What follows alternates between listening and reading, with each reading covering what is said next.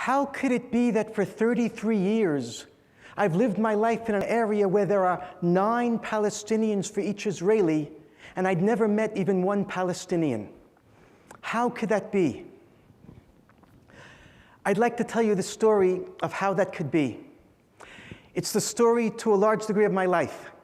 And it's a roller coaster ride. There are hairpin turns, unexpected developments, so please don't prejudge me. The way things turn out may not be what you expect after hearing the beginning. So I want to present myself with 3 labels, 3 titles. I'm a Jew, and I'm a Zionist, and I'm a settler. When I say that I'm a Jew, it has to be very clear that I'm not only identifying myself as part of a religion, a faith community. It's that, but it's much more than that. What I'm saying primarily is I'm a member of the Jewish people, of the Jewish nation. And the minute I talk about myself as a member of the Jewish people, I go back to the book of Genesis, to chapter 12, when God says to Abraham, Lech lecha mi'artzecha, go forth from your land to the land that I will show you. And Abraham and Sarah leave Mesopotamia. They go to the land that God will show them. Turns out to be the land of Canaan, the land of Israel. And then God says, your seed I will make like the stars in heaven, like the grains of sand on the seashore, and the myriad of your descendants will inherit this land for eternity. And what that means is that my consciousness as a Jew, as a member of the Jewish nation, bounds me up essentially and intricately with the land of Israel. Whether it turns out to be politically expedient or comfortable or not, the Jewish identity is bound up with the land of Israel. And when I talk about myself with the Jewish people, I also have to make another point, which is my birth certificate. It says I was born in 1957, but I wasn't. I was born 3,000 years ago. I was born in the pages of Genesis chapter 12 when God calls upon Abraham. And I have a sense that I was there. It's part of my DNA. And just like I was there from the very beginning, I have a sense that I have a stake in. I was there for all the further stages of Jewish history as described in the pages of the Bible, and then later on in the continuing saga of the Jewish people. I am a link in a chain, but I'm more than just a link in a chain. Every single link in the chain is part of my internal identity. It's an expanded identity, a collective identity, not just individual identity. And then I said that after I'm a Jew, I'm a Zionist. Today, I think that something like 90% of Jews around the world, at least those over 30, consider themselves to be Zionists. But the question is, what is a Zionist? Every Jew has a slightly different definition. When I say that I'm a Zionist, what I'm thinking is the following. A Zionist is a Jew that understands and has internalized that at the end of the 19th century and since then, God has presented to the Jewish people the opportunity to reconsummate our connection to our ancient homeland, and we have to seize hold of that opportunity. Because for 2,000 years, since the year 70 of the Common Era, when the Romans destroyed the Second Jewish Commonwealth and razed the temple to the ground, they sent us into an exile to the 4 corners of the universe that we've been in for 2,000 years. And during the time of this diaspora, we have been yearning and hoping and praying next year in Jerusalem. The day will come back, we pray and beseech God that we will again be back in the land, and we'll be back in the land as a sovereign nation, ruling ourselves, creating the vibrant Jewish culture that grows out of the Holy Land of Israel. Now, I was born in New York. I wasn't born in Israel. But when I was 18, I picked up my bags and I did what we call in Hebrew, I made aliyah, I ascended to the land, because I had a sense that that's where things are happening. That's where the Jewish people are recreating themselves. That's where we are actually writing the next page in the Bible. That's where everything is alive. For 2,000 years, while in exile, we haven't been just in physical exile, in geographical exile. We have been in existential exile. Our Judaism has just been holding on for dear life. It's like been treading water and waiting for the day when we can live it as we're supposed to live it. But when we're not in the land, that's not the Judaism that God envisioned for the Jewish people. I like to think of Jewish history, the saga of Jewish continuity, as a movie. It's a full-length feature documentary that was filmed in the land of Israel. And then 2,000 years ago, God pushed the pause button, and all the actors have been in suspended animation waiting to start again.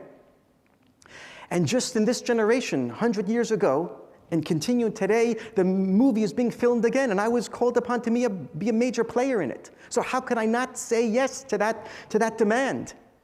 And I really have a great sense of opportunity and merit that my ancestors who lived in the lands of exile in northern Africa and in Mesopotamia and in Europe and today in America, they don't have. I have the opportunity to play a central role in this divine human drama. That's a little bit of what I mean when I say that I'm a Zionist. When I say that I'm a settler, well, a settler is defined as an Israeli, a Jewish Israeli, who doesn't live in Israel proper, the Israel from 1948 to 1967, but rather lives beyond the 1948-67 line in what's called the West Bank. So the map is on the board. Israel of the coast in something like yellow. You can see there in the north, Akko, Haifa, it goes down to Hadera, Netanya, there's Tel Aviv, then there's Ashdod. That's Israel proper. And then over to your right in blue is the West Bank. So a settler is an Israeli Jew who lives in the West Bank.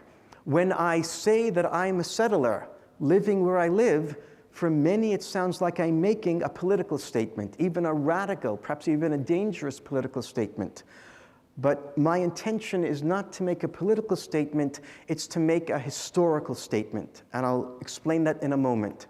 But first I'm going to dig my grave even deeper and say something that perhaps sounds even more dangerous and radical, which is that the place I live, which the map calls the West Bank, I don't call the West Bank. I call it Judea and Samaria. Judea being the land south of Jerusalem, and Samaria being the land north of Jerusalem. I call it what I call it for the same reason that I live there, because of the historical continuity. The Jewish people were born in Judea and Samaria.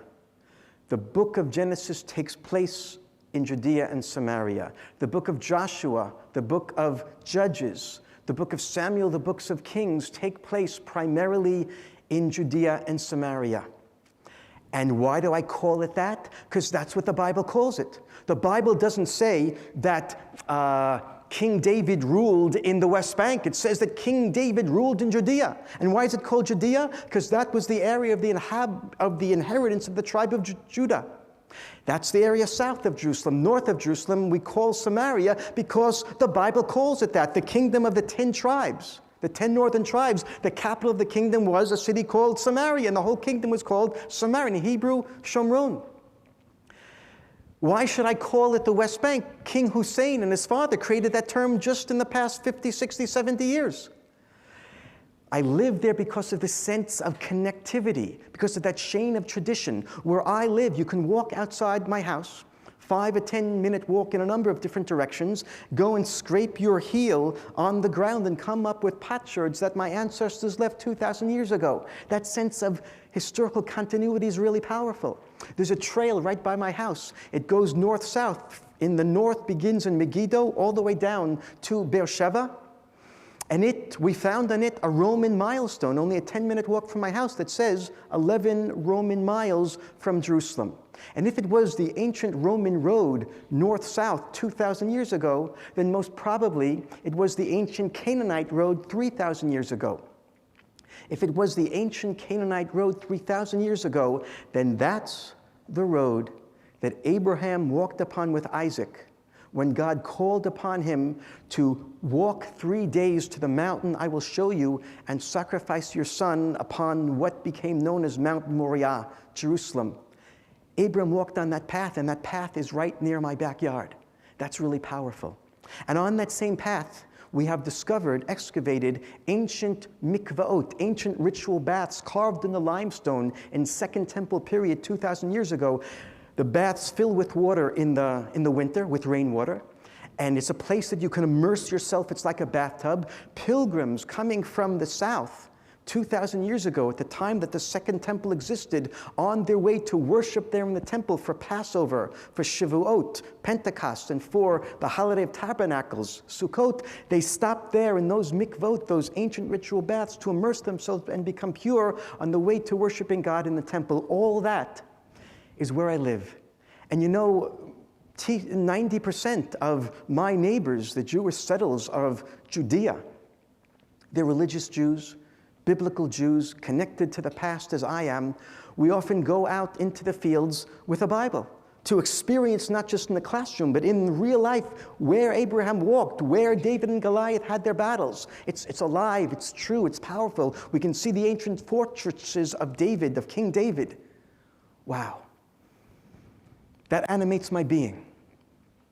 And my sense is that the power, the righteousness, the justice, the truth of the story that I just told you, my story, the power of that story has blinded me my whole life to another story, the story of the Palestinians.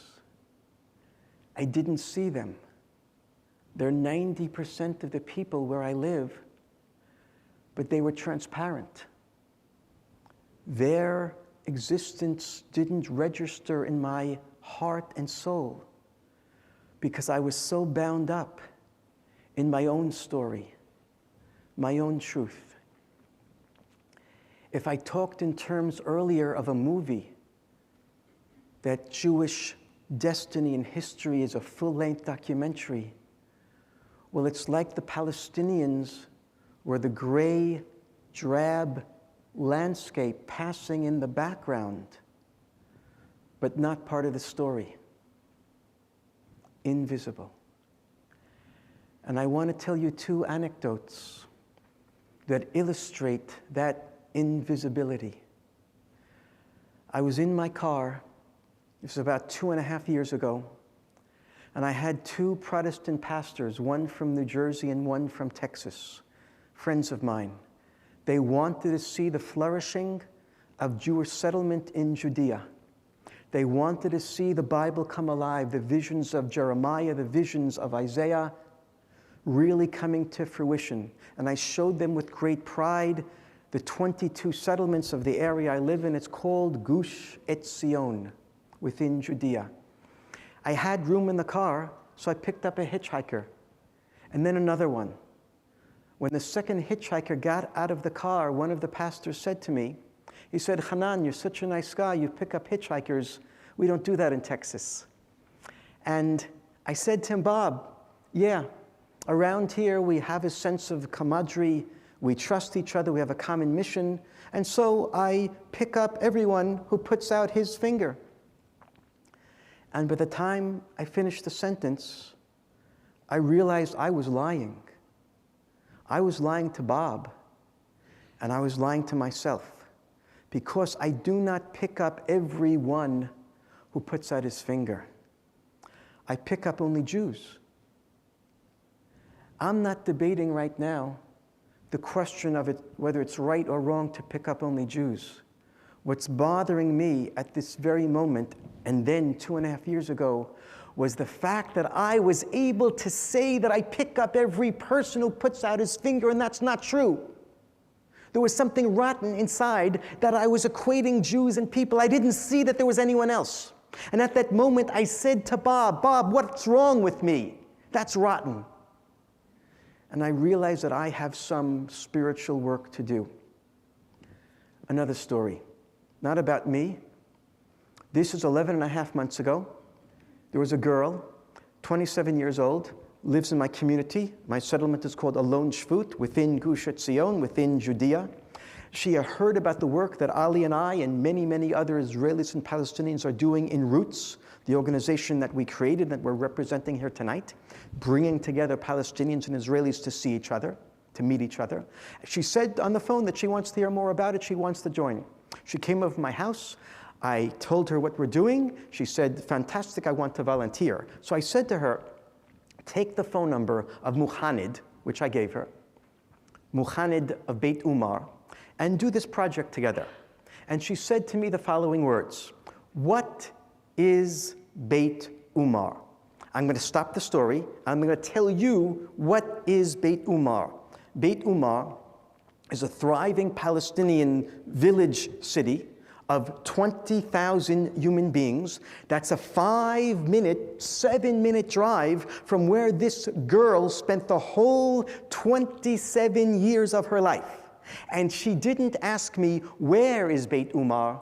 She asked me, what is Beit Umar?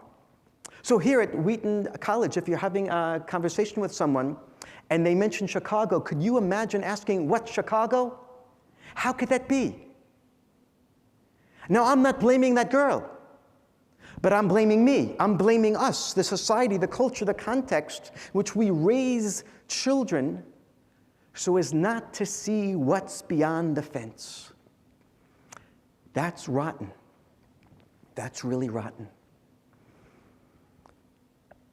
And then my life changed completely in January 2014, when for the first time in my life, I met a Palestinian. And before I tell you how that happened and what it did to me, I'm going to give you the background, the objective background. So we Palestinians and Israelis in Judea and in Samaria, we live right next to each other.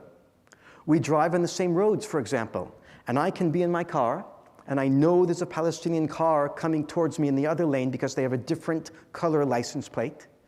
So it's one of them.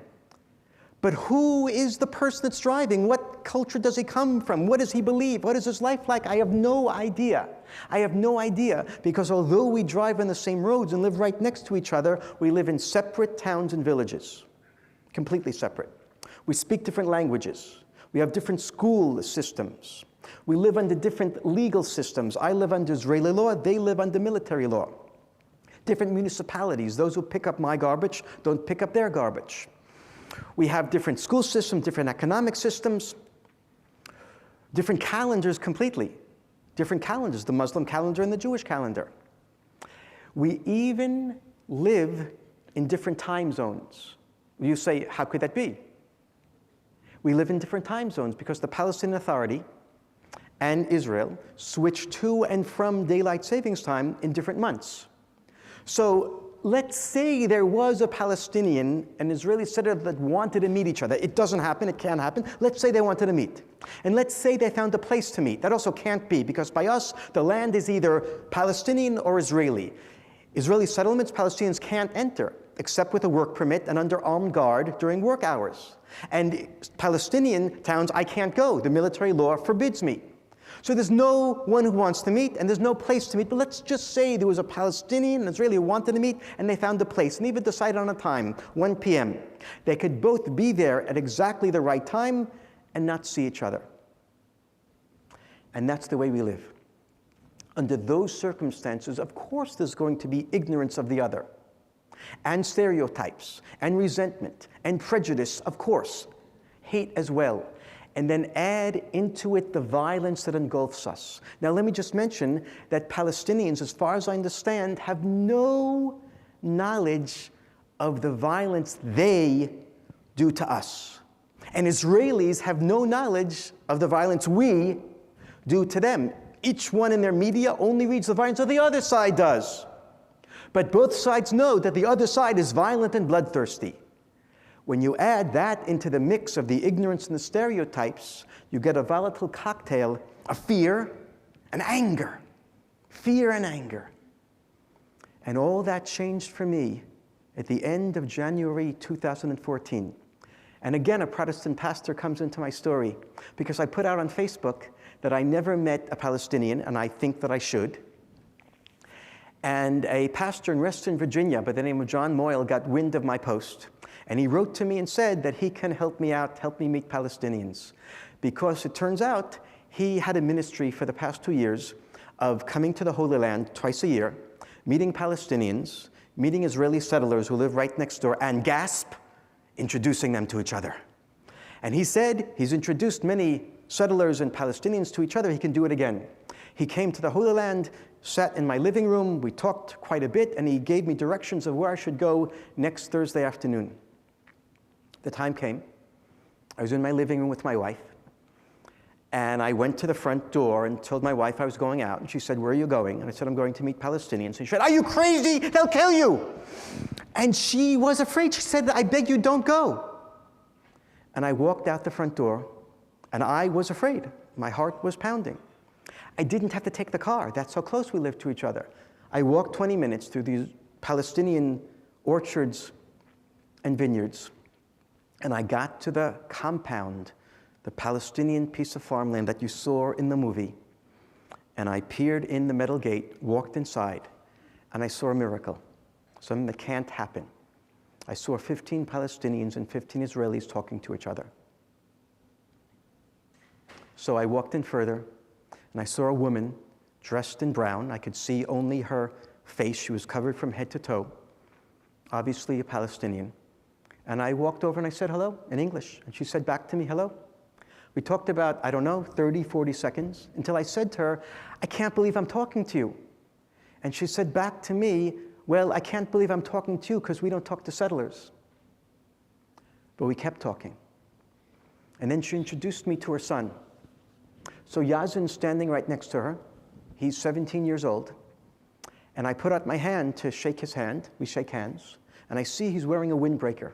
And it says on it in English, on the lapel, "Seeds of Peace." Now, I have no idea what Seeds of Peace is, but I know one thing. Palestinians and peace don't go together. So clearly, he doesn't know what the jacket is. Perhaps he doesn't even know English. He found it on the ground, I assume. So I say to him, "Yazin, what's this Seeds of Peace thing?" And he goes on to describe to me, in perfect English, that Seeds of Peace is a camp in Maine, USA, that takes kids from the conflict zone, Palestinians and Israelis, for a summer of recreation and reconciliation. And he just came back from the camp a few months ago, met Israeli kids there, had a great time. He is in contact with them on Facebook, and he's planning to devote some of his life to peace between our two peoples. And I'm listening and I'm smiling, and I have no idea if I should believe him or not, because it just doesn't compute. It can't be. And I'm confused. And then Yazin introduces me to his father, Jamal. I shake Jamal's hand, and he tells me he's from Beit Umar. That's the same Beit Umar I mentioned earlier. Beit Umar. I tell him, "Jamal, my family and I, we today live in a lone shvut, but we used to live 30 years ago in Karmei Tzur. Karmei Tzur then was a small Israeli settlement of 17 families right abutting Beit Umar." And as he says Beit Umar and I say Karmei Tzur, my mind goes back in a flashback to 30 years ago when we used to live there. It was the first Intifada, the first Palestinian uprising. Rocks used to be thrown at our cars on the main roads. It was the people of Beit Umar, they're terrorists. And I remember their kids throwing rocks over the fence at our kids. And I remember coming home late at night once, driving off the main road onto the access road to Karmei Tzur. I come across a roadblock of big boulders. I have to get out of the car and move the boulders, all the while afraid I'm going to be ambushed from the side of the road. That's what I know about Beit Umar. And one other thing went through my mind. My wife and I then were young parents, and we had 4 little kids in the house, and sometimes, kids get rowdy, they disobey. And my wife, even I, sometimes we lost our cool and we yelled at our kids. We got angry. I know it doesn't happen to any of your families, but let's think about it. Could be. And when my wife really used to lose her cool and she'd search for her juiciest curse, she'd yell, "Go to Beit Umar! Go to hell." And now I'm meeting a family from hell. And they're human beings. And they have a story. And I just don't know how to digest what's happening to me at that moment. So Jamal, when I said that we used to live in Karmei Tzur, he takes out his smartphone to show me on Google Maps where he lives in Beit Umar. And I remember staring at his phone because I couldn't believe that a Palestinian owns a smartphone. And he shows me on Google Maps, he has to teach me how to use it because I didn't know where he lives. And his house is right on the fence, the other side of which was my house. We were neighbors in some perverse sense. And I remembered then that when the winds were blowing in the right direction, you can hear Palestinian voices wafting through the valley and coming into my living room. So Jamal, at one point in the conversation, He said to me, Hanan, you know, when our kids see someone who looks like you, they start to cry. I said, what's wrong with the way I live, with the way I look? And he didn't understand why I don't understand. Then he said to me, Hanan, the beard, the kippah, the tzitzit. I said, what's wrong with the way I look? And he said, Hanan, you don't understand. All the people who look like you, they go outside and they carry guns and they kill our kids. What was I supposed to say? And I look at him in silence, and then suddenly I realize that this is a moment of blessing, because for the first time in my life, I'm experiencing how the other experiences me. And I'm still silent. And then another light bulb goes off in my mind, and I say to myself, I get it. Because when we, the settlers, walk outside the fence of our settlements, we sometimes carry a Bible in one hand and a gun in the other hand, because it's dangerous out there. So I said to Jamal, what do you want? We're all afraid of you. And he said, no, we're all afraid of you. And then I met other people at that event. And as the sun was going down, I think there were like 10 Palestinians and 10 Israelis left, perhaps a few more. We got in a circle, and Shaul Yudelman, you saw him in the film, hugging Ali. He was the Israeli convener of the event. He tried to explain to the Palestinians who we Jews are, what our deep connection to this land is, why we have to live here. And then Ali Abu Awwad, who you saw in the film and is sitting right here, the Palestinian convener of the event and also the owner of the land that we were sitting on, he got up and explained to us Israeli settlers who he is, what it's like growing up from a refugee family in Beit Umar, how one deals with the difficulties and the rigors of the Israeli occupation. And what did he say? Israeli occupation? And those words entered into my heart like a dagger. I didn't really know what he was talking about.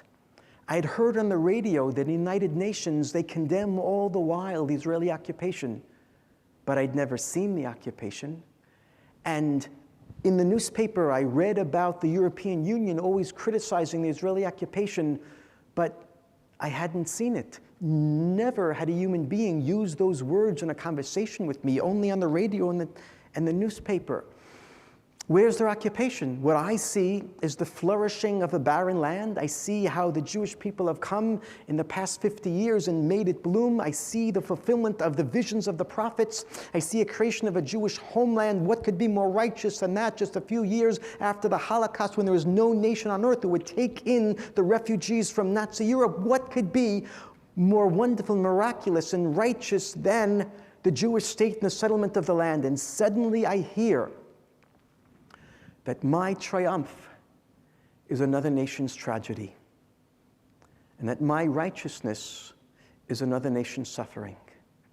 And I hear Ali telling the story of his life, and he discusses 1948, 1967, the first Intifada, the second Intifada. He's taking points in history that I know, they're part of my narrative, but he's weaving them into a narrative that's so strange to me, and so foreign, but also so at odds with everything that I know that I live.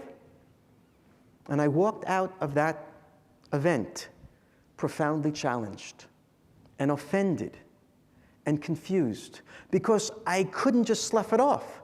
I knew that he was telling the story of his life. He wasn't lying. What he talked about of no freedom of movement and no building rights and water only once a week, it's true, he experienced that. How could it be that my people is doing that to him? How could that be? And how am I going to understand who I am? Because if everything he said is true, then I don't belong here. If everything he said is true, then who am I? What is my identity? And I felt like I was coming apart. I felt that I had a conflict going out inside.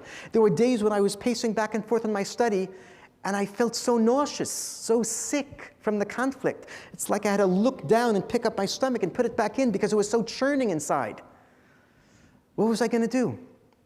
So I talked to Ali again and again. I met Israelis who'd met Palestinians who perhaps had struggled with what I was struggling with. And it wasn't easy. For months and months, I felt unnerved, unhinged, very confused, and very afraid, to tell you the truth. One day, I did something that anyone else would also have done, but perhaps I shouldn't have done it, and I'll tell you if you won't tell anyone else. I went to Google, and I typed into the search bar, Israeli occupation of Palestine. And I came up with all these leftist websites that a good rabbi like me, an Orthodox Jew, should never be caught dead reading. And I read, and I read, and I read. I didn't recognize the name of these websites. Perhaps some of you would. I don't know. Some of what I read was really, really acidic and acerbic and biting and even hateful, directed against me, the source of all evil in the Middle East, the reason for the conflict. If those settlers would only leave their houses, everything would be fine. Seemed to be the tenor of much of what I read. Some of it seemed like borderline anti-Semitic, full of hate. And I just said, that can't be true. But some of what I read penetrated my heart as true, even though it was directed against me. And clearly what allowed that material to penetrate my heart was the fact that I had met human beings weeks and months before, and that human contact had cracked open the armor of my soul to let in an opposing truth.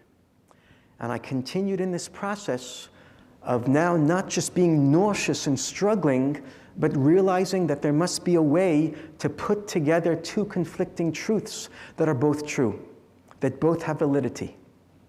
To build a more expansive identity that's not just about the Jewish Zionist connection to land truth, but also takes into account the existence, the humanity, the existence, the narrative, the connection to the land of the Palestinians.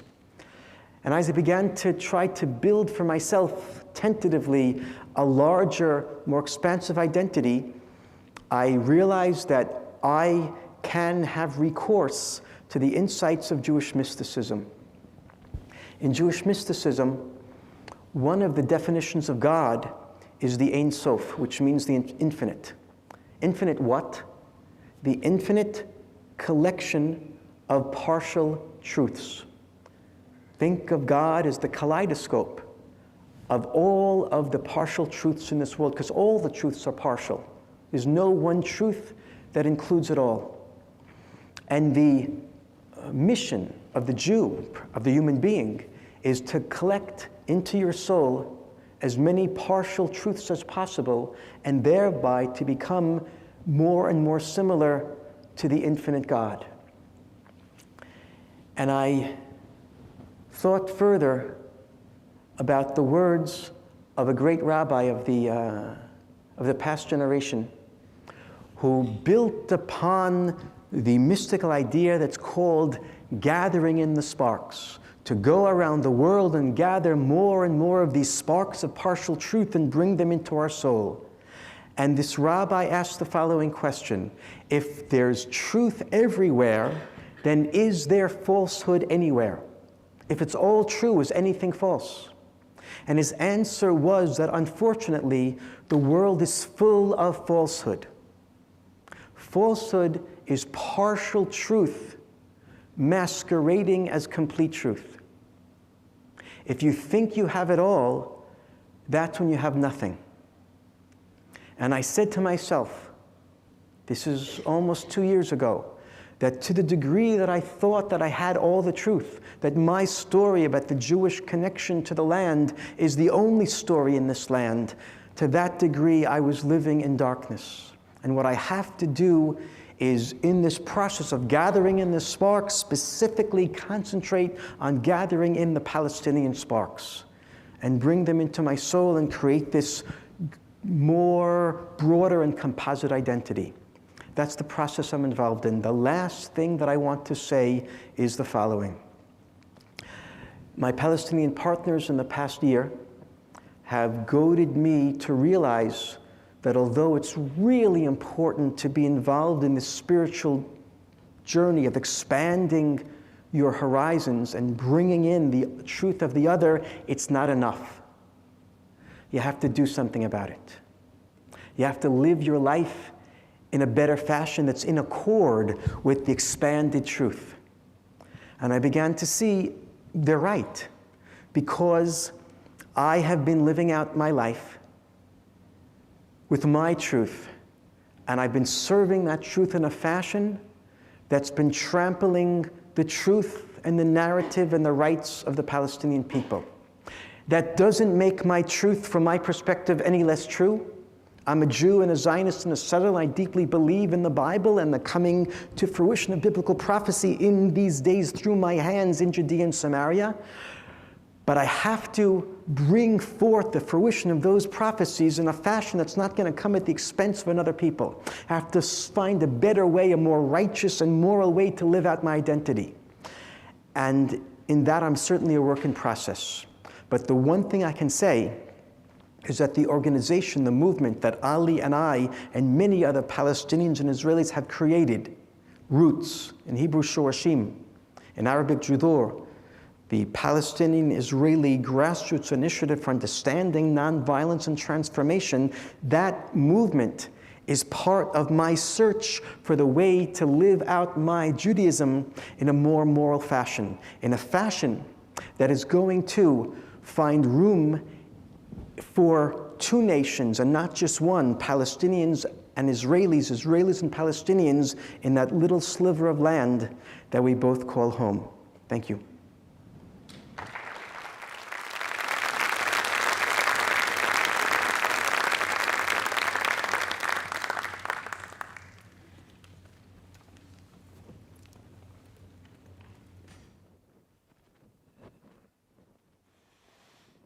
Hello, everyone. First of all, I want to thank you for having us here. Thank you for being here tonight to listen to conflicting narratives and painful stories. But I would also like to tell you that we are not here to cause you some pain. We're not here to show victimhood. We're not here to complain and cry and create guilt on anyone. We are here as messengers of solution. We choose the hard work to do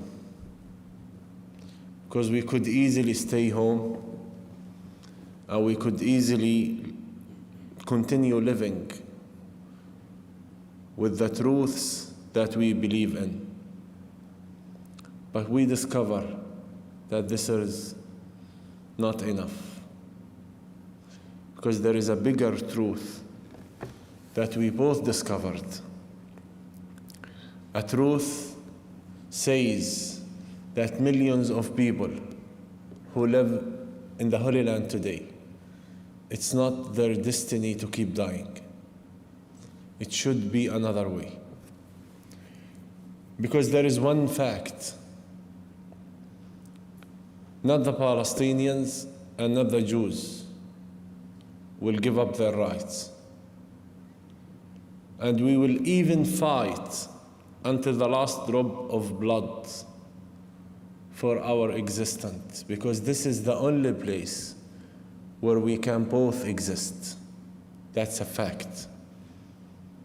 And actually, no one wants us. We don't want to leave to anywhere, but no one wants us. If someone thinks that one of both sides is gonna disappear or has to disappear, he's doing a big mistake. So when politicians, when leaders, when lobbies and organizations design their plans toward the Middle East, toward Israel or the Palestinians, they have to consider the fact that both nations has to live with dignity, freedom, justice, and security. And for sure, we want you to be pro-solution, It's okay to be pro-Palestinian or pro-Israel, but it's much better to be pro-solution. Much better and much effective, actually. And for me, I grew up and I didn't believe one day I will be standing in front of you speaking with a settler about any hope, even with an Israeli, about any solution. I grew up in that piece of land. 1948, my father became a refugee. When Israel was established as a state, my father, his catastrophe has started, the Nakba. This is what we call it in Arabic. And he has to move all over to the West Bank, to Jordan. And I still have sisters and brothers who still live in Jordan since 1967. And when we bury our parents, when they died, they were not able to come and bury them because they are refugees and they are not allowed by the Israeli law to go back to the West Bank, even to bury their parents. This is the narrative that I was born with. But I also was born in the one of most challenging environments that you can imagine. As a child, when my mother decided to be part of PLO, Palestinian Liberation Organization, our home has become so political. And like many other Palestinian houses and families, we were a target for the Israeli army and for the Israeli security. And I saw her when I was a child.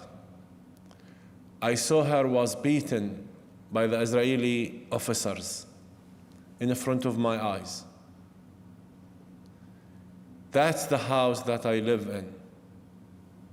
A house who has no water until today, just sometimes few hours a week. A town called Beit Umar that has a gate with a group of soldiers in the entrance of it. And sometimes that gate, when it closed, your life is closed. You are not able even to go to the main road. You have no idea what does it mean to live under occupation. You have no idea. You have no idea when you grow up as a child in one of the most open cultures, our family at least. And all of what you want is to travel and to study and to practice your humanity. And suddenly you discover that not just your rights are forbidden, even your dreams are forbidden. You will not become Gandhi for sure. Sometimes people ask me, why Palestinians educate their kids to hate? Why do you hate your life? And I always say, if you have an idea how Palestinian children grow, then you will discover that you don't need a specific curriculum for hatred. Just the environment raises us to hate. Enough when you come to a checkpoint where it takes you 3 hours just to reach your school, where in a normal case, it has to be 15 minutes driving. Just that is enough. And this is the nation where I belong to. And this is the generation that I want to see exactly like you, having education, having universities, practicing you, and being free to be you. This is all what we want. Just to live with dignity. That's all what we want. So 1987, when the first Intifada, the first Palestinian uprising started,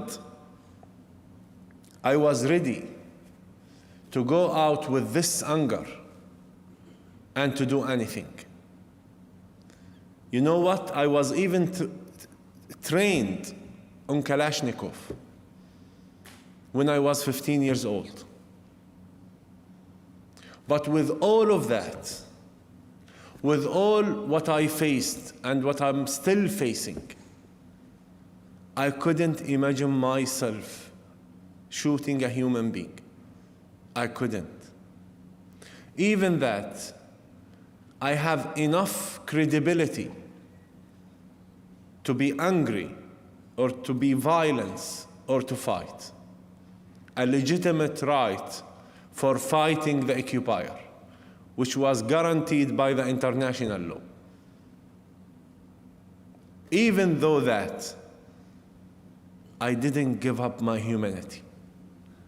And believe me, this is so hard. I start throwing stones, proving my belonging to that land, doing things that realistic and insane. Throwing stones in a 60-ton Merkava tank, this is an insane behavior. Really insane. But that was the only place where my anger came out to give a message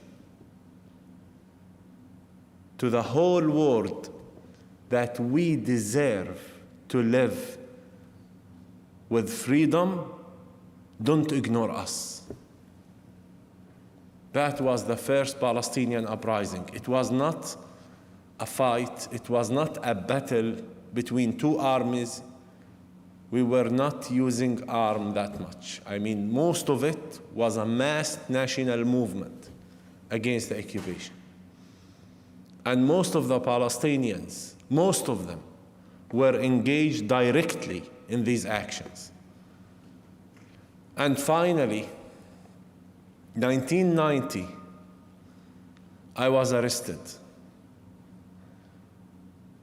And when I was arrested, the main reason that I was arrested,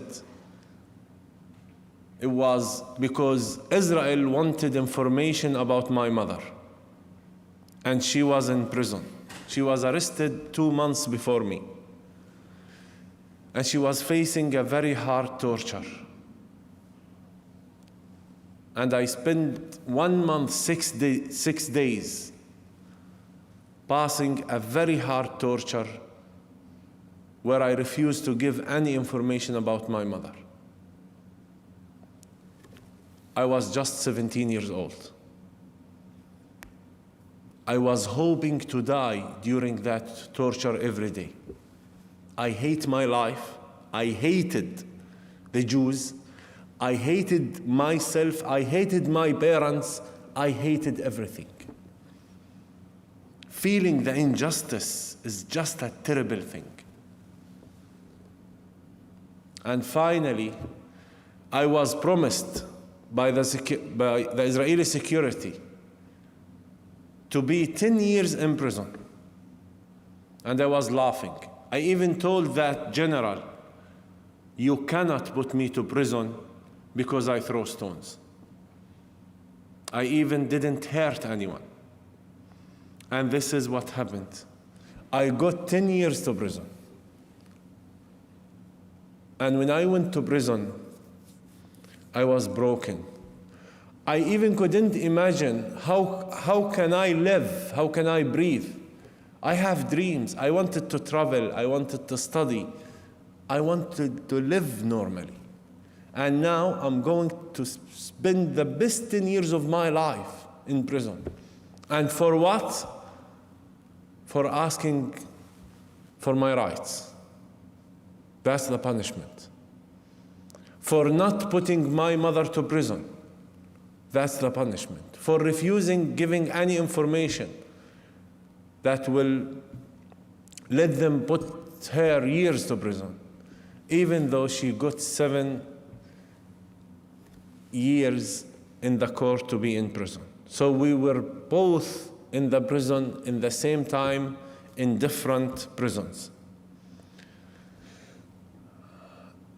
And then when I went to the prison, with all of my broken parts of me, with all of my dreams that has collapsed, I didn't know by the same time, going to prison was like going to one of the best universities that you can imagine. Because Palestinian political prisoners has succeeded to create a whole system to lead and manage their daily life based on 5 committees: education, management, security, national, and negotiation committee. And I was really part of a government inside the prison. And these prisoners, by that time, were the best people of the Palestinian nation: professors, doctors, teachers, lawyers. And my journey has started to learn more about myself and others with the best curriculum and with the best dignity. And after 3 years, I wanted to visit my mother, where Israel refused.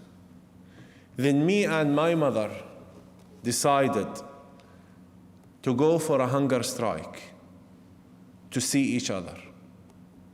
And after 17 days of starving and struggling, we succeed to meet. And that was for me a huge political transformation about the way to achieve my right, where I start learning about nonviolence and nonviolent resistance. And shortly, 1994, we were released after 4 years by the signing of Oslo Peace Initiative. And we were expecting to become a state, an independent Palestinian state that will live side by side with the state of Israel. That was the main value of that initiative. And hoping in 5 years after that of negotiation, both sides will find and will sign a final peace agreement. Then I became an officer for the Palestinian security forces, and I found myself suddenly arresting Palestinians that few weeks before I was one of them. Arresting Palestinian fighters, arresting Palestinians who participated in violence, and we were ordered to do that by the Palestinian Authority because we have to stand for what was signed in Oslo. On the other hand, we couldn't continue doing it proudly because we were ashamed of that act because of many reasons. One reason is the continuation of the Israeli occupation on the ground. We couldn't prove that violence is a crime because mostly violence has been approved that this is a moral act for freedom to get rid of the occupation. And political parties succeed to legitimize that because of the continuation of the occupation. Palestinians was watching themselves becoming good kids where the project on the ground against them by taking their lands, they lost any hope of any future. On the other hand, corruption by leadership, or by part of it at least, despair, anger. We couldn't live in peace. Peace is not to sign a paper. I am a refugee. This peace didn't include me. I didn't know what's going to be with my future. I didn't know. And the environment was worse than that. Every single step on the ground, we still face checkpoint, wall, everything. And Israelis continue facing attacks, suicide bombers, everything. Finally, the whole process has collapsed in 2000. For many other reasons also. One of them is the engagement of international political parties or international parties at all in our conflict. Because we feel, and I'm convinced that there are different parties around us who are not willing to see peace in the Holy Land. Because we are a good market for their politics. Excuse me, I have to sit. I have a sciatica. I cannot stand. So I'm going to sit here, if it's okay. I'm using this microphone.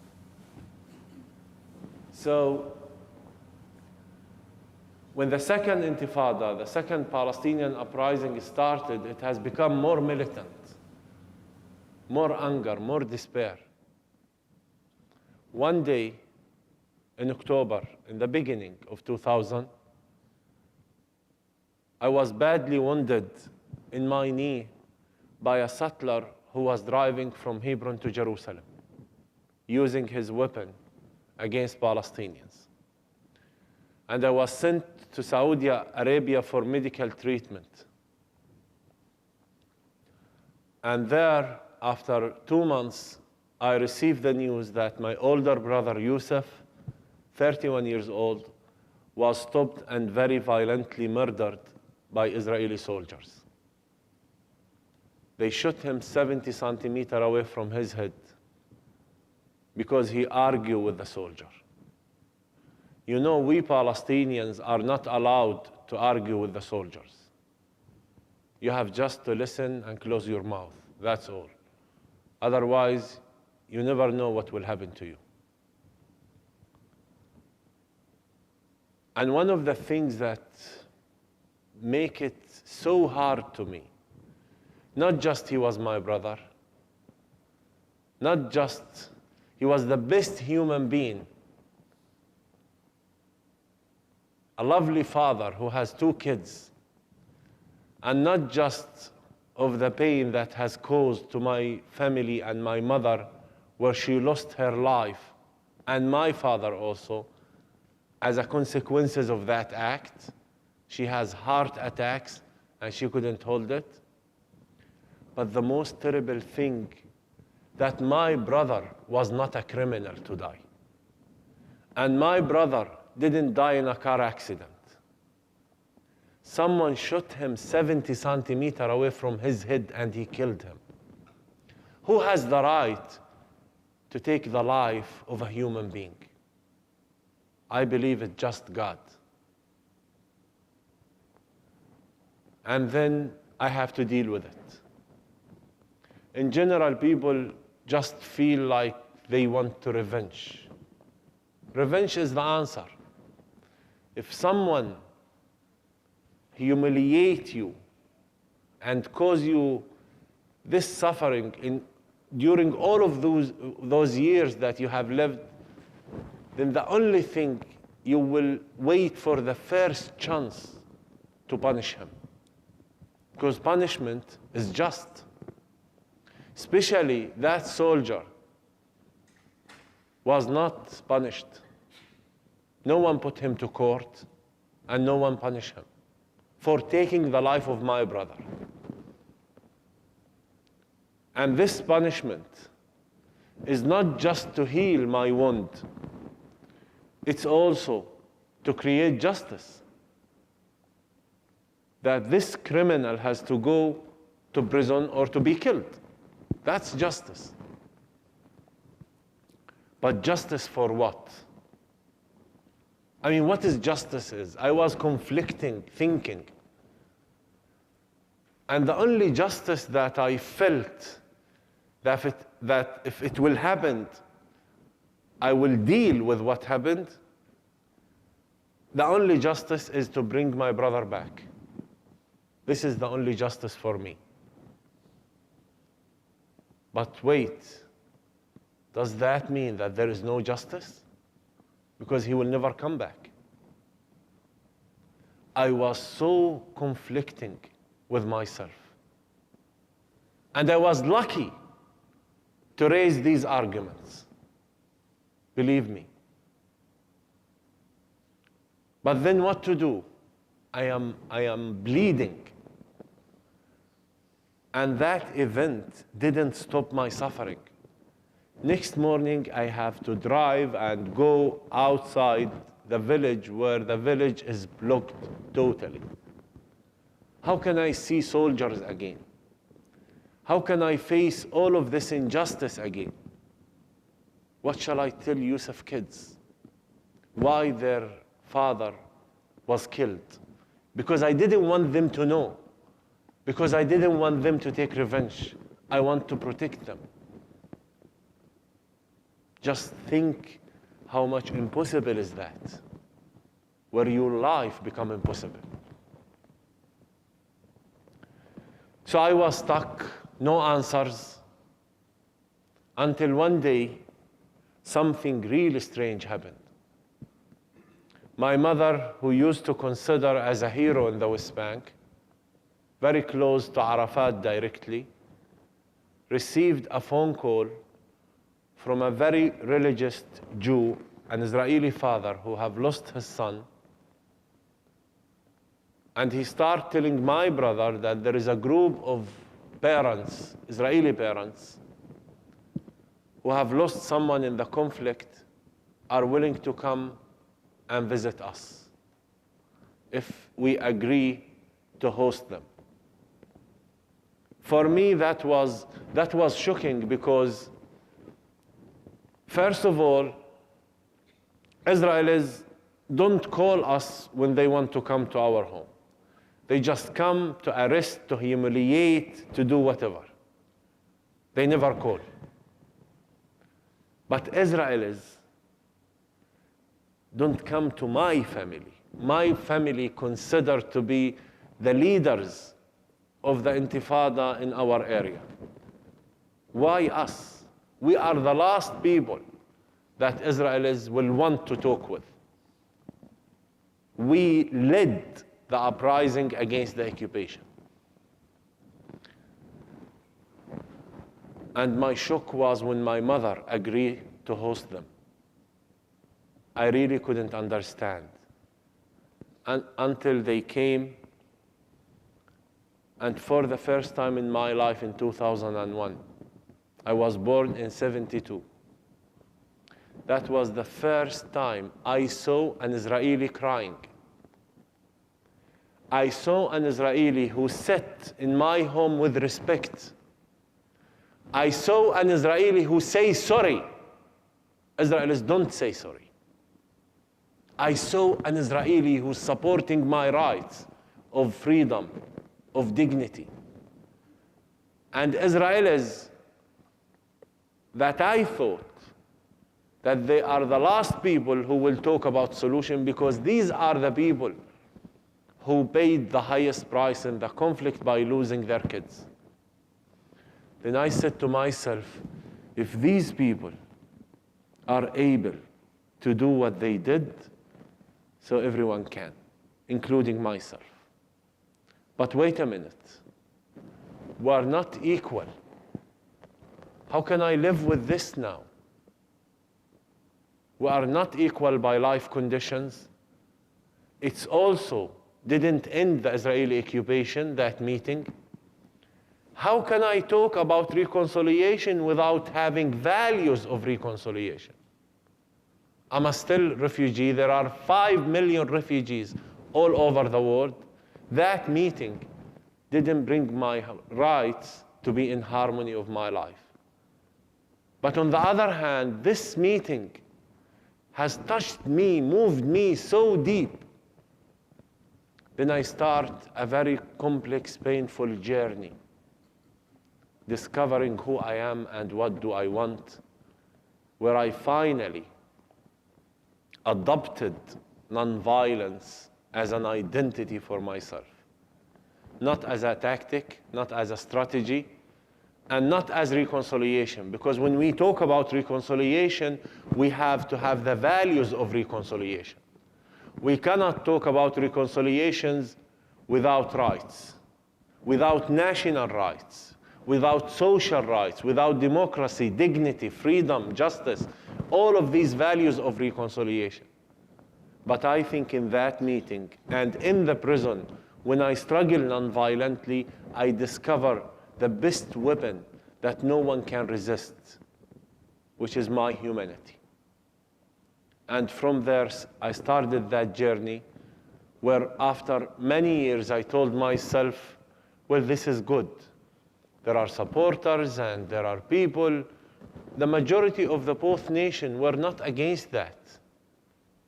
The majority of both nations are not even engaged directly in this conflict. But they are all engaged by the suffering, by the fear, by the anger. So what's going on here? And all of these nice peace movements all over Israel and all over Ramallah in Palestine, and all of these nice politicians who become Mandelas just after they retired, and Israeli generals, and all of these peace conferences in 5-star peace hotels, and all of these millions of dollars, which is part of your money, are wasted. Where is this peace? Why there is no peace? I discover that big part of this peace movement is talking to themselves. Many leftists in Tel Aviv used to tell me, Ali, we are good, we are against the occupation, we support your right, and we're gonna have a demonstration in Rabin Square, and we're gonna bring 100,000 Israelis. And they do it once a year or once every 2 years, and they disappear for the rest of the days and months. And you know, Ali, we don't even speak to settlers, and we don't drive to the West Bank because we consider it as an occupied territory. Well, this is nice. But this didn't stop the settlement movement if your goal is to stop them. This didn't engage the settlers if you are willing to engage them. This didn't turn the settlers to give up or to become Mandelas if your goal is to solve the conflict. And actually, I don't suffer in Tel Aviv. Tel Aviv is nice. I suffer in Hebron and Beit Lahem and the West Bank. This is what my suffering is. And actually, part of my sufferings is from settlers, is from actions by settlers. And I don't think that the peace movement in Tel Aviv that sailed itself to the international community as angels, they cannot get rid of their responsibility. They cannot run away from their responsibility when they say we don't speak to settlers. They are responsible for that. And this is not an excuse anymore. I cannot say that Hamas is not part of my nation. I cannot say that. Hamas is part of my nation, and we have a lot of work to do. And finally, I did the most crazy thing. I came to the heart of the West Bank, the middle of this blue circle. My family owned a piece of land, a tiny piece of land, surrounded with 22 settlements, and I start creating a Palestinian nonviolence movement. And honestly, I wanted to challenge the peace movement, to call them to come to the ground where the heart of the conflict is, to act nonviolently there, and I was not expecting to talk to settlers. I'm the last one who talked to settlers. And after 2 months, a group of settlers asked to meet me. One of the things that convinced me to do is the rabbi who passed away. His name is Menachem Fruman. Menachem Fruman is a very well-known rabbi. He's a settler. He used to visit Ahmed Yassin in his prison, the spiritual founder of Hamas, and he used to visit Arafat. And when I discovered that his wife is one of them, and they are mostly the students of this rabbi, I said, okay, I will meet you. They came to my land, and I discovered something that for Palestinians, as a Palestinian, it's so challenging.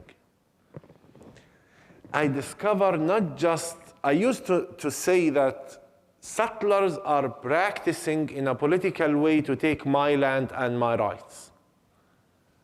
I discovered part of this man's story about how do he view himself, his roots to the land. We Palestinians don't speak about that. It's not, I'm not here opening a discussion about right or wrong, but I tried in that meeting to understand what motivates these people. What brings these people to this tiny piece of land, which called the West Bank, and also take our lands and continue doing what they are doing? What is pushing them there? I wanted to understand. Then I discovered the deep connection to that land, whereby their action, they created a new political environment. But I also discovered something else. 2 things. I discovered that when we talk about two-state solution, a state for Israelis in the yellow part of the map, and a Palestinian state in Gaza and the West Bank, this is unjust. This is unjust also for the Palestinians. 22% of the land is a Palestinian state. What about the 5 million refugees? This is what was signed in Oslo Peace Initiative. This is unjust for me, personally, and for my people. But on the other hand, if the Jewish people want to practice their Judaism, let's speak the truth. My problem is not with Judaism. I have no problem with the Jews. My problem is with the occupation and the political act of Jewish people. That's my problem.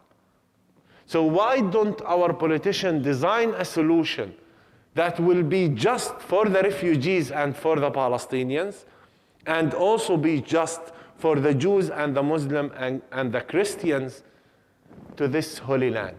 It's not impossible if we want.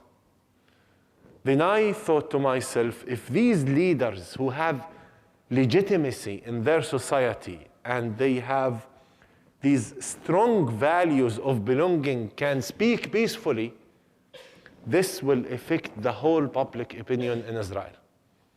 Because I believe that if the left wing in Israel went to war, the right wing will follow easily. But if the left wing went to peace, which happens before, I'm not sure that the right wing will follow. But if the right wing went to peace, the left wing will easily follow. On the other hand, we cannot keep talking about peace and non-violence, hugging each other and eating hummus and doing this yoga for peace, spiritual prayers for peace, without talking to the people who disagree with us. You don't make peace with your friends. You make peace with your enemies. You create dialogue with the people who disagree with you, if it's really about dialogue. Not just to grab a group of nice Palestinians who live in Ramallah Most of them are with American passports, and to send them to May for a summer camp. And we say we have coexistence. This is a lie. Because many of these kids, when they go back and face the occupation, they become traumatized. Traumatized. And the conditions of these refugee camps is unbelievable and unstandable. What peace are we talking about? What peace we are talking about when Muslims are not able to go to pray in Al-Aqsa Mosque? What peace? When Christians are not allowed to go to Nazareth to practice their religion? When Jews are afraid to be Jews? What peace we are talking about? If we want to talk peace, we have to guarantee a mass movement in the ground that will recognize each other's rights on this land. Otherwise, we are both right. I promise you. Me, as a Palestinian, I can give you a list of million reasons that you will hate Israel. But I know that there is also enough Israeli argument against me. And this is endless. Whether you be right or you succeed. That's the question. Do you want to be right or do you want to succeed? Maybe you want both. And if you want both, you have to adopt nonviolence for that. This is what I did. I started this initiative, proud of it, with leaders in their community, believers in themselves, but not exactly was comfortable. It's not comfortable, I'm telling you. It's painful. And I'm not here legitimizing political actions by the Jews in the West Bank or in Tel Aviv. I'm here and I'm with my partners to try to create a new thinking that will allow our rights as two nations to live with dignity and to include the two truths together. On the other hand, I started 2 years ago a Palestinian national nonviolence movement called Taghyir in Arabic, change in English. Because I believe that we are not equal in the ground. So the tools for Palestinians to practice peacefully are absolutely different than the Israelis. Because for Palestinians to act peacefully means to resist the occupation also. Because there is a daily amount of suffering and anger has to find a place to go out, but to go out with a strategy that these people will achieve their rights. On the other hand, our life needs so much development. We are not equal in life conditions. So our mission as a movement that has nothing to do with roots and nothing to do with the Israelis, to create an identity of nonviolence that will resist the occupation nonviolently, and we will do it proudly, but also will develop our society. Because if we learn how to be free from inside, for sure we will achieve our political freedom outside. And the last thing that I want to tell you, I think both sides today has to realize that this painful price of peace has to be acceptable more than the terrible price of war. But we are traumatized. We still accept the price of war because we are afraid of peace. We are afraid of the price of peace. We are afraid to give up and let go. But we cannot continue our life with fear. You know why? Because as I started telling you, this is the only place where we can live. So whether we live together with respect and dignity, not someone authorizing the other, or the choices are open. We keep dying. For sure we don't want that. Thank you.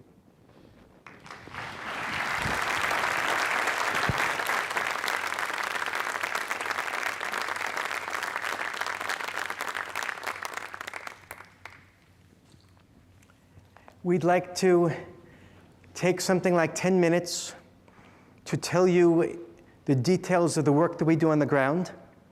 And then in the time remaining, we will take questions. Hopefully there'll be some answers. So first of all, it's important to Ali and important to me that we emphasize what Ali said near the end, that Ali is one of the founders of two different movements, and they're completely unconnected, although the ultimate vision is the same. One is the Palestinian movement Change, which is only Palestinians, developing the Palestinian nonviolent identity in Palestinian culture. And the other is the organization that we're here representing tonight, in which we work together, and that's Roots. In Hebrew, Shorashim, in Arabic, Judur, the Israeli-Palestinian Grassroots Initiative for Understanding Nonviolence and Transformation. About Roots. You saw in the movie, and Ali also mentioned, the little piece of land owned by his family. It's Palestinian farmland. It has a Palestinian ambience. It's comfortable for Palestinians to be on this piece of land. But it just so happens that the piece of land is in the area of 22 Israeli settlements, the settlements of Gush Etzion. And therefore, it's a place that, in theory, Israelis can also feel comfortable. And we've created there, I should say primarily Ali has created there an oasis, a real Garden of Eden. Just about the only place in the whole West Bank, in all of Judah and Samaria, that both Palestinians and Israelis can come together and meet each other. That's amazing. Because there are, we just learned today, perhaps Ali knew this already, there's 97 dialogue groups, peace organizations in Israel. But when I say Israel, I mean Israel proper. In the West Bank, in Judea and Samaria, there's none. Now, what makes us unique is not just the geographical fact that we're in the West Bank. It's rather the demographics of who is in the West Bank that we're bringing together. So listen to this. The peace movement in Israel, Ali mentioned leftists, Tel Avivis. They're the people involved in the peace movement. In general, the people involved in Roots, the people in the West Bank, the Israeli settlers, we're talking about people who have always been considered the enemies of peace. People who are conservative, people who are on the right, people who are religious, people who are deeply connected to history in the land, who've been marginalized by the peace movement, always seen as the enemies of peace and seen by themselves as against peace, because it would throw them out of the land. Those are the Israelis that we're getting involved and we're engaging. And on the Palestinian side, by and large, the Palestinians who've been involved in peace in Oslo, they're also on what we would call the left. They're the secular Palestinians. They are the Palestinians who are not refugees.